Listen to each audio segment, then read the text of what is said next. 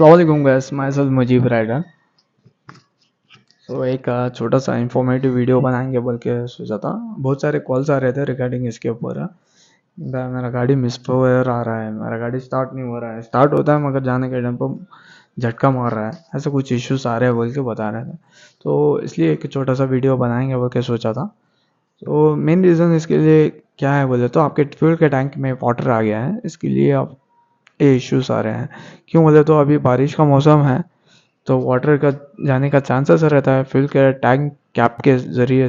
तो इसे अवॉइड करने के लिए आप नियरेस्ट सर्विस सेंटर में विज़िट कीजिए, और विज़िट करने के बाद आप उनसे सर्विस टीम से बात कीजिए कि फ्यूल टैंक क्लीन करने के लिए बताइए। और एक आके जो मेन पॉइंट है, जो ड्रेन पाइप रहता है फ्यूल टैंक के ऊपर, उसको क्लीन करने के लिए बताइए।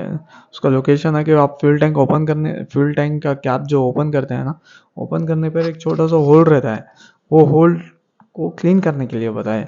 अगर इनकेस वो टोटली ब्लॉक हो गया है बोले तो थोड़े केमिकल्स अवेलेबल है मार्केट में, वो केमिकल यूज़ करके आप पैसेज क्लीन कर सकते हैं।